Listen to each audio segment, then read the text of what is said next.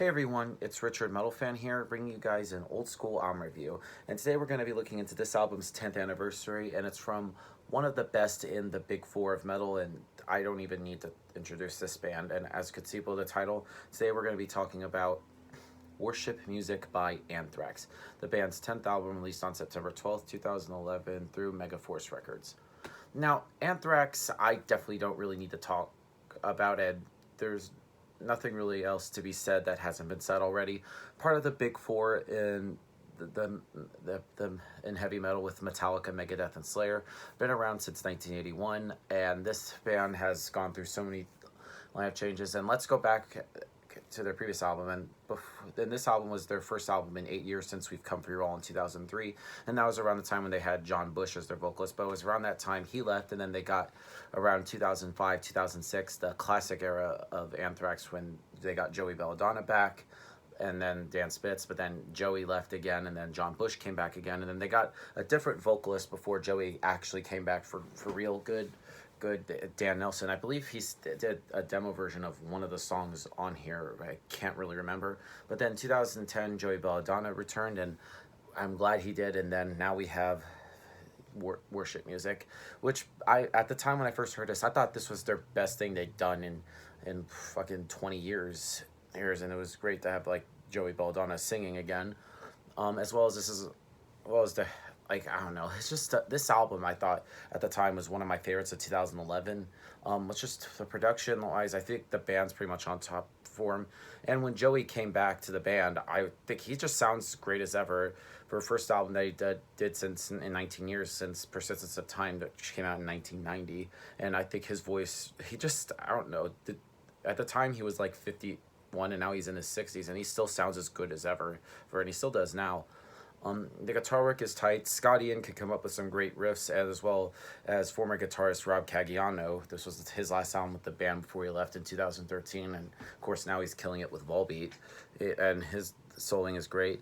The bass playing is pretty audible. I think Frank Bello stepped it up a lot. You could definitely hear his bass in the mix. He has a great sense of the bass. Also, in my opinion, comes up with some great things rhythmically and melodically. And drumming wise, Charlie Benante, I think, is a great drummer. Well, in my opinion, one of the most underrated drummers in metal, period. I think he's just a fucking great drummer. So without further ado, let's dive into this album track by track. Now, starting things off is a little intro called Worship, which is pretty short. It's pretty very calm and soothing thing, but then it just goes into the actual real song called Earth on Hell. It'll just hit you at a million miles an hour. It seems like the Anthrax just made a statement that they're back and they mean business. Has some really just sick riffs and just some sick blast beats, and I feel like, in my opinion, this is like Anthrax at their most vicious. And so we get to hear like the 2011 version of Joey Belladonna singing, and he sounds a little bit different as he used to have for like in older albums like Among the Living, State of Euphoria. He has a deeper, rougher voice. And I don't know. No, and there's like some parts they almost like stylistically sound a little bit like John Bush, and I feel like, I don't know, especially I think it's a great opener, especially there's like a great solo in there. I think Earth on Hell just is a really great song. Anyway, moving on to The Devil You Know, which is actually, I believe, the first single released from Worship Music. It's just right from the get-go, it's really infectious, and it has just that classic Anthrax riffing and swagger, and I really think the chorus is great, which is very melodic and hooky, even for Anthrax, and I think it's one of their best songs in years. And it just has some, I don't know, I just think it's a great song. Next song on the album is called Fight 'Em Till You Can't.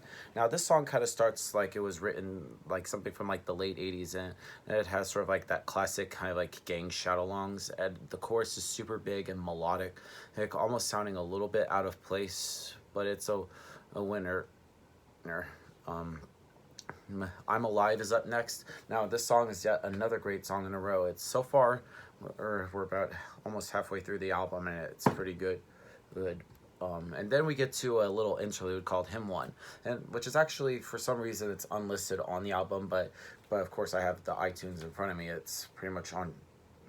It's just a little interlude, which is just simple little violin, which starts up solemnly before just switching into a more kind of like epic driving rhythm, and then it leads into the next song called In the End, which has like really great riffing, which kind of sounds like a little bit like Exodus.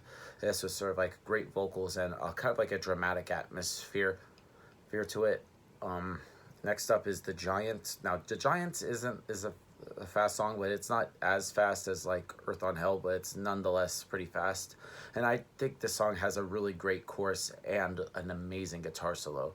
Oh, another great song. And then we get to another interlude called Hymn 2, which this song kind of has a very rhythmic percussion to it.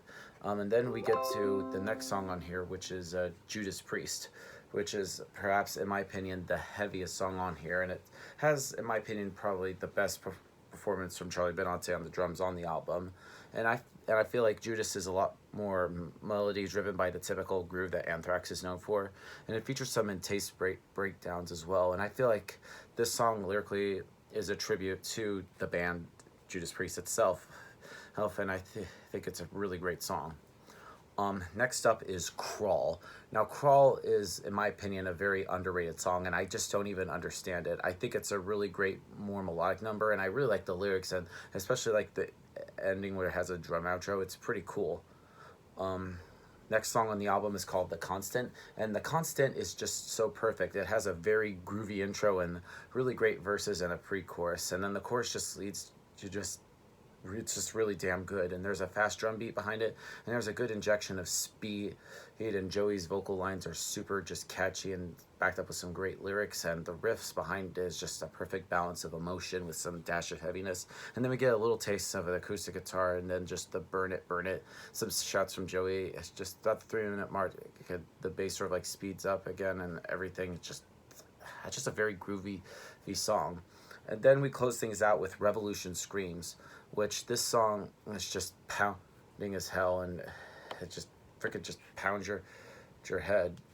And in fact, this is just, I don't know, it's just a very sick song, just like everything from the lyrics and everything. And technically this isn't the last song, because there's like a little 5 minutes of silence, and then we actually get a hidden track called New Noise, which is a cover song originally done by Refuse, which I'm not too familiar with the original song or band, but this cover version is certainly a good listen.